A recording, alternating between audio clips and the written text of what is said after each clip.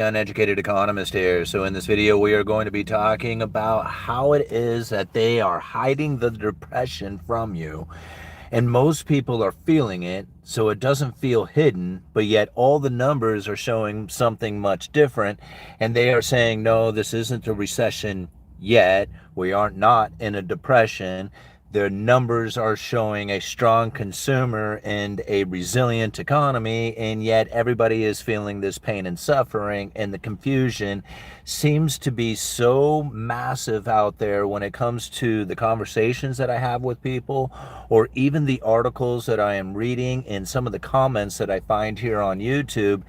Everybody has this mass, like, I don't know how to even put it, like this ball of like misinterpretation of what it is that the Federal Reserve is doing, has done, and what the consequences of their actions were way back during the great financial crisis. And as I was breaking down the monetary policy, not only for my own understanding, but then also for the video content here on the channel and rehashing it over and over and over again. I'm talking about the speeches and the statements coming directly from the Federal Reserve. It very much occurred to me that the interest rate setting policy, where they moved the Fed funds rate in order to conduct monetary policy, became a thing of the past, and that they are using their words. Their words is more powerful than their actions, and the belief about what it is that the Federal Reserve is going to do into the future is the monetary policy that they are using, conducting, and now in control of today through the mainstream media deployment of information. There is no other way to describe it. That is it. Now, when I see statements about the Federal Reserve and the effective lower bound, and how the effective lower bound is no longer an issue for the Federal Reserve, I think to myself, well, this is the first time in almost 20 years. Almost 20 years has it been since the Federal Reserve has not been concerned about the effective lower bound. Now, many people have no idea what the effective lower bound is, but considering that their monetary policy has been strategized around a neutral interest rate and how close that neutral interest rate was to the effective lower bound of zero, that was the heart of understanding why the monetary policy adjustment of interest rates was no longer working. Once you see it, once you know it, you then know that they needed, absolutely desperate for it, looking for that inflationary scenario in order to raise that neutral interest rate, which is the rate that is neither accommodating nor restricting the economy, to move that neutral interest rate away from the effective lower bound of zero. By moving the neutral interest rate up higher, they were able to regain their ammo. This is what they have finally achieved. You're seeing it within their actions. The Fed has no intentions on lowering interest rates. They do. They will. They're going to move them into the future, but that's not the tool. The tool is the talking about it. The tool is the expectations that markets will have about what it is that's coming into the future. That is the tool that they push and use, is that inflation expectation, or the belief of what it is that the Federal Reserve is going to do in response to it, or unemployment.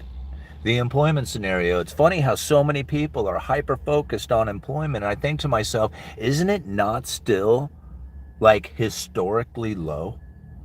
Yeah, it's weakening, and there's a lot of concern for it, especially with their fabricated numbers that they make up and tell to the people how it is that they deliver that message, what it is that people are receiving in belief of it. And I think to myself, are they super concerned about the historically low unemployment causing some major change to the economy and what it is that's taking place out there?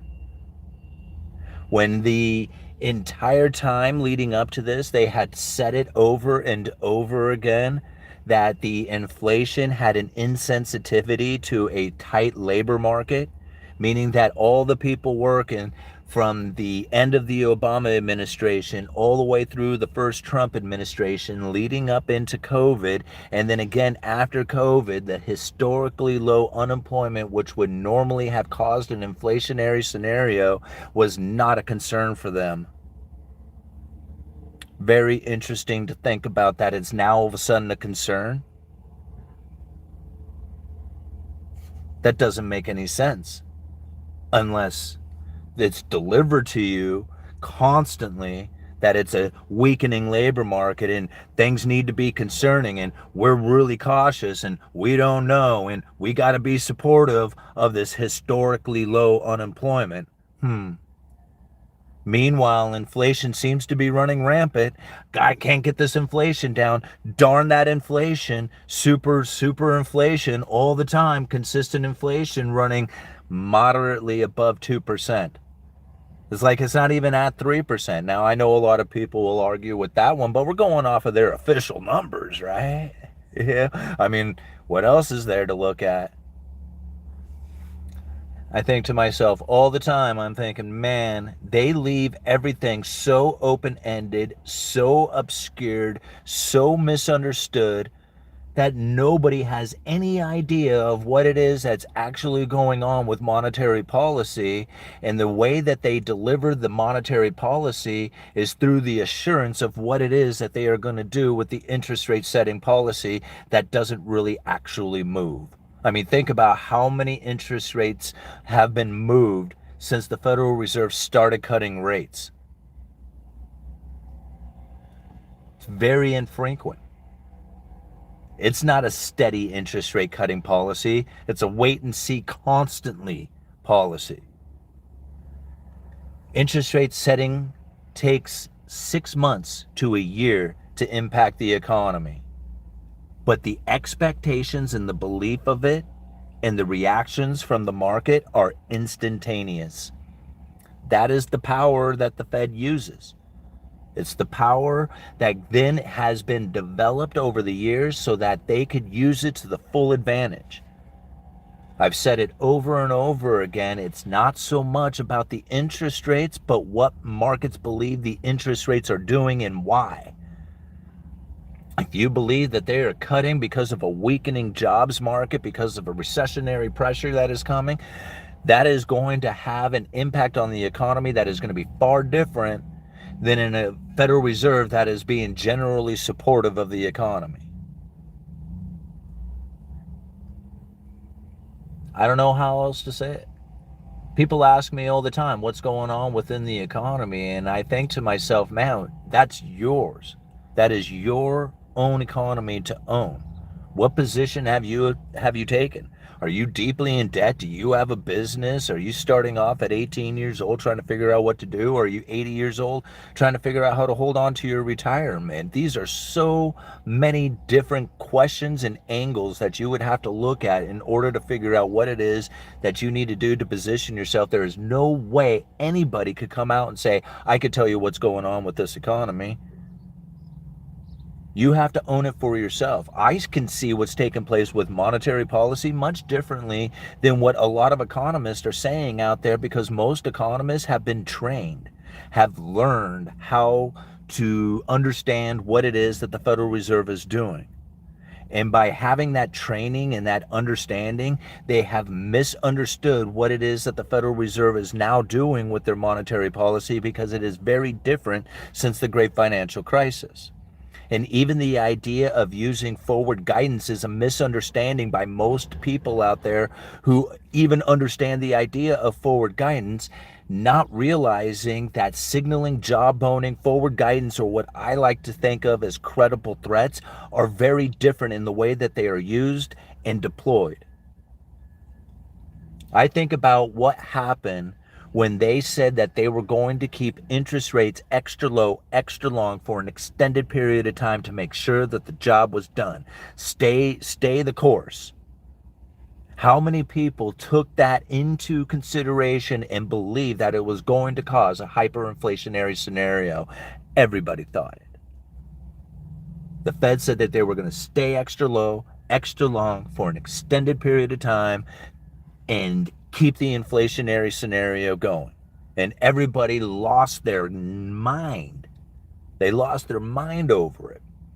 That was pure forward guidance. However, at the same time, the Federal Reserve also said that they were going to be buying into corporate debt lending facilities. All these people, again, lost their mind, tried to front run the Federal Reserve, started buying the junk bonds. Corporate yield fell to all-time lows. Corporations gorged on incredibly cheap debt, and the Federal Reserve hardly bought anything at all. I don't think they ever intended on buying anything. But they put out the credible threat that they were going to be buying into corporate debt, picking the winners and losers, right? They were going to be saving the fallen angels, they said, right? Saving the fallen angels. All these people went out there and bought all that corporate debt, funded those corporations. The Federal Reserve sat back and they were like, we did it again, guys. Look, we hardly bought any corporate debt at all. Bought a little bit, established that credible threat. And then all the corporations funded, essentially found all the funding they needed. This is how they work. They don't need to really do anything. The money is out there already. Right? All they need to do is put the guidance out there of what it is that's going to be taking place within their interest rates, within their stimulus packages or the lack thereof, and money will start flying in directions. Just watch them do it. They do it all the time. All right. 11 minutes into it. Let's read some of these comments here. 272 people watching with 55 likes. Do me a favor, go hit that like button while we're still in the live. We'll be going for, say, another 20 minutes or so. All right. Brody Simon always knocks it out of the park. Well, thank you, Brody. I really appreciate it. You know, breaking this stuff down regularly, over and over again, so that we can see it and recognize it for ourselves. The more you hear it, the more you're going to go back and look at the articles or hear the interviews and recognize some of the things that we have said repeatedly on this channel. And by then recognizing it, you're going to see it for yourself in a way that is going to be different from everybody else out there, so that you can be making those decisions for yourself. You think about it, people who are looking at the information in order to position themselves and make money off of it is different from somebody who is trying to position themselves in order to make sure that their job is going to be sustainable going into the future. That is a different position to take, right? It's similar in sense, but it's not, generally speaking, as one person is focused on definite putting money towards a move that's going to go somewhere, and the other one's looking for stability, right? I mean, there's two different outcomes people are expecting from the information. So knowing it for yourself, that's the key to it. I mean, that's literally the key to it. The 4 economic theories is extremely helpful. Don't get me wrong. Like, I try to break those things down regularly and to pick them out when I see them. But to then internalize the information so that you know it for yourself is by far the only way to do it, right? Like, there's nobody else out there who knows you, right? Only you. All right, but worse than that, we're the really poor folk who couldn't even afford to buy a pot. They don't have a pot to piss in, and we're the lowest of the low. You know, I don't know who you're talking about there, but this is Wayne. I think I'm getting kind of partial Huey in the house. All right. But consumers are no longer involved in the economy. They really aren't. Government spending is near 60% of GDP. Fascism had a baby with public-private partnership. All right, nobody stopped you from getting ahead but your own choices. Absolutely, you know, and I think, like, a lot of times people get upset with the idea that, you know, they tried going down a particular path that was similar to that of what they had experienced from their families past, right? Like, their daddy was a plumber, their granddaddy was a plumber, they wanted to be a plumber, but then all of a sudden they found that being a plumber in their town wasn't really working out the way that it was working when their dad did it, right? Like, they might have a big business, they do a big operation, but they find that it's kind of difficult to make a living doing that, in the same sense that it was fairly easy for his dad, or especially his grandfather, to make a decent living doing that particular job. Now, to make the same style of living, it takes an ever increasing amounts of effort, or a bigger business or something of that nature, in order to acquire it. That same standard of living, so to speak, the house, the kids, the experience like that. Things are very different, I get it, but ultimately these are the differences that I think a lot of times people get frustrated with. Like, they're like, man, how come my dad can do it or my granddad can do it, but why does it feel so difficult for me? And then they kind of have a tendency to blame their own experience, or then in turn blame politics and say, well, here's the problem, right? It's this external, or it's my own incapabilities, right? But it's not necessarily either one of those things. You might be a very good businessman and a very good, plumber or whatever that goes with it. You just happen to be in the circumstances, in a location in which that the amount of business available is no longer there, right? There might be more plumbers, there might be less building, there might be something going on within that doesn't give you the capabilities of then providing a decent return to your efforts like you had, or like your grandfather had, like your father or your grandfather had. And then understanding that, why it's taken place, can then give you the ability to do something about it. Most of the time, people will then, like I said, like, blame politics or do something like that. That's, but that's how it goes down, right? That's why things will never stay the same. It's always changing, ever evolving. You can day trade downside, but guessing on the crash until it's confirmed is a fool's errand. Yeah. Things are still booming in the Northeast. Government spending is the whale in the GDP, which is the asinine, which is asinine. Think about it. Oh, I'm sorry. Where are my glasses? These are my old man's glasses. Here, maybe his readers will help. Let's try these. Yeah, I can kind of read through those. Short and long positions get squeezed out until the market is teetering or flash crashes. The Fed's rates were offset by massive government spending, which is still in our economy. The real damage will happen when the market corrects and does not do a V-shaped recovery. Yeah. Yeah. There was, it was definitely the government spending inside of it, because you have to think about it. Like, there's the Federal Reserve, when they lower interest rates, you have to think, like, what is it that they're actually trying to do? Because generally they're lowering interest rates into a deflationary issue. And that's usually when they're doing it. They don't typically lower interest rates while you have inflation still happening. Like, that's not typical. But, it's not like they're using interest rates to adjust monetary policy anyway. It's more the communication about it. So for me, it makes sense. But for a lot of people, that wouldn't, right? You wouldn't lower interest rates into an inflationary environment. But they're doing it with the excuse of supporting the labor market, which is still historically low unemployment, right? So none of that makes sense. But there was a time when the Fed would lower interest rates, and then that would spark people's interest to go out there and borrow money. But we're in debt saturation now. So people borrowing money to go out there and spend that money on houses, cars, and going on vacation and stuff like that isn't exactly the stimulating effect to the economy like it once was, right? So like when the Fed would lower interest rates, people will go out there, borrow money, and become a consumer. But now the people are essentially debt saturated. So even when they borrow the money, they don't really boost the economy that much. Interest rates are already low. Even lowering them already that much more doesn't get the consumer really activated, right? And that's not necessarily how the Federal Reserve would really operate anyway. Typically, when they would lower interest rates, that would get corporations to borrow money.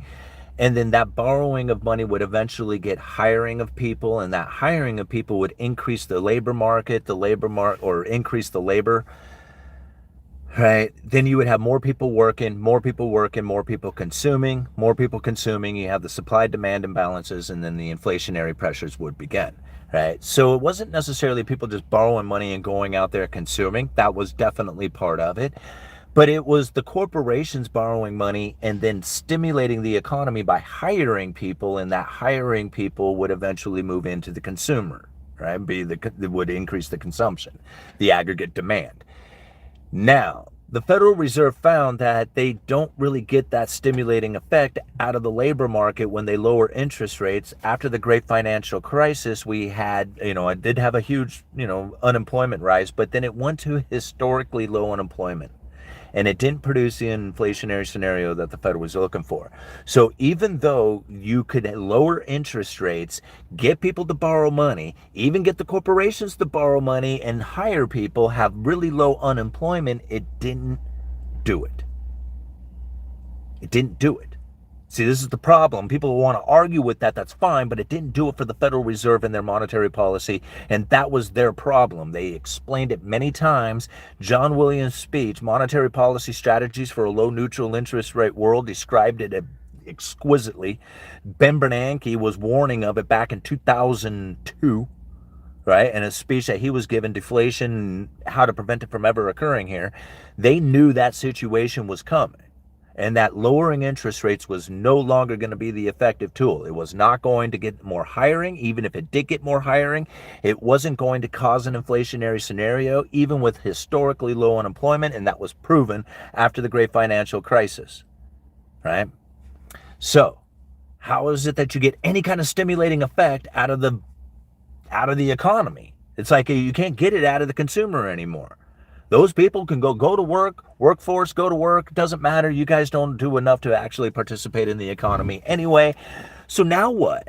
Like, they're screwed, right? However, government can spend a lot of money, but what are they really doing? They're borrowing money and then giving it to the consumer. Like, here, go out there and spend this money. Here, let's bail out these corporations. Let's do all these stimulus, spending packages that go out there and try to fill the sluices with money. This is how they do it now. Like, they used to depend on you, like the working class. Like, hey, go to work, get some money, go spend the money, enjoy your experience, right? That's how we would stimulate the economy, but it doesn't work anymore. It doesn't work anymore. It doesn't do it. Great financial crisis, and after that proved that it doesn't work anymore. However, they could go and bail out the corporations, go and do a bunch of they could borrow the money. That's who's going to do it. The government will borrow the money and then hand it to you. You go out there and spend it. That will get the stimulus going. And that's the unfortunateness of what it is that we now face today, is that really there's nothing that they could do that's going to benefit the average everyday person to do it for themselves. Like, there's nothing that they can do. They cannot make the environment any better for you. That, like, the environment being better for you was a time long ago. We are in the wrong timeline for it to be better for you, to go out there, to have that good manufacturing job that's going to give you that good standard of living. That was from a long time ago. It doesn't exist nowadays. However, the opportunities that you do have today are far more present today than they ever have been. And that, I think, is the misunderstanding that most people end up facing, is that even if you have a regular day job, there are so many other things that you can do to bring in extra money, the money beyond the money you're already making, by bringing in that extra money. And yes, it's extra work and it's extra hard, and you have to sacrifice your good time experiences, getting pleasure out there in order to do this. But this is survival of the fittest. I don't know what to tell you, right? It's not fair. It's not fair, and it's not going to be fair. But once you recognize it, once you see it, then, you can do something about it, and then you can have a better experience out of it. What time is it, guys? Man, I'm really going off. Okay, we got about another 5 minutes. All right, correct, Simon. I just listed 12 homemade leather golf Head covers on Etsy. See? Right there, anywhere you can get it. It's capitalism, baby. Robert, the Fed is doing fine for now. They have some ammo back. Yeah. All right. Chris Six Strings, thank you so much for the $2. Crony socialism for the wealthy. Yeah, I mean, I don't know. What is it? Like, I mean, people want to say, hey, man, the system was set up to put you in failure. And I'm thinking to myself, really? So many people make it. Like, so many people just absolutely kill it out there. And they say, well, man, this system was set up so that you would fail. And I'm like, well, what makes them the exception? Like, you know, it was set up to fail, but yet there's people out there who are doing it right now, from like zero to wealthy right now, kicking it, making it happen, not feeling like anything other than massive abundance around them and getting it. Like, when I hear people say it's set up for you to fail, I think they really have internalized it in a way that they think and feel that they have no other choice but to fail. And if you can blame it on some external, then you don't have to blame yourself.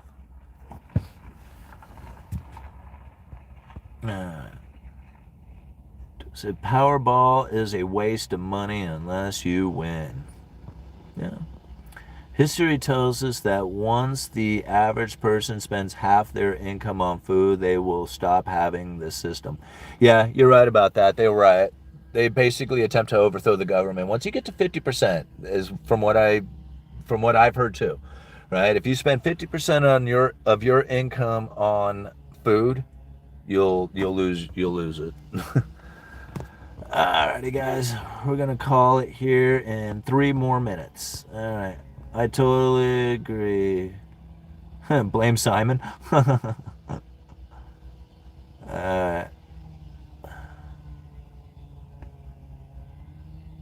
Capitalism All-Nighter says, oh, Captain would be nice to produce steel here like we did. Yeah, like, you know, it would be nice to do all the things like we used to do, but it was just I mean, it's just that it was just from the time long ago, right? I mean, if you were really, really, really good at a skill and you had essentially nothing, right? You had an old broken down truck and you had, you know, an apartment that you were living in, but you had a badass skill that you knew that you could market well and you were out there killing it. Tell me you wouldn't raise your standard of living if you were able to market that skill and get the new money in. Like, everybody would. Anybody. I mean, it doesn't matter who you are. People make fun of me because I'm driving this new Toyota pickup truck and it's not even mine. It's my dad's, right? I'm just borrowing it while he's off traveling. And my other truck is in the shop and he says, you want to borrow it? I'm like, yeah, absolutely. I want to borrow your new truck. Why wouldn't I, right? But people make fun of me saying, hey, man, you're diving into luxuries. And I'm like, I'm not. I got bigger priorities in my mind than a new truck. And don't get me wrong, I love driving this thing. But when it comes to placing my money in a position, it's to get a secured rate of interest beyond that of my occupation. Why? Because that's what Cantillon said is what needs to happen if you want to be a property owner, right? You hold back on your expenses, you cut back on those luxurious experiences, and you deploy your money into a position that gets a secured rate of interest beyond that of your occupation. Once you have done that, then you can start moving into the luxurious experiences. I'm not saying then it would be appropriate to, for the economic reasons of separating the rich from the poor. I'm just saying, for me personally, that's when it would be appropriate. When I have secured a rate of interest beyond that of my occupation. When I can do that, I will feel a lot more comfortable about getting a Toyota pickup truck. Until then, I like driving my dad's. You know?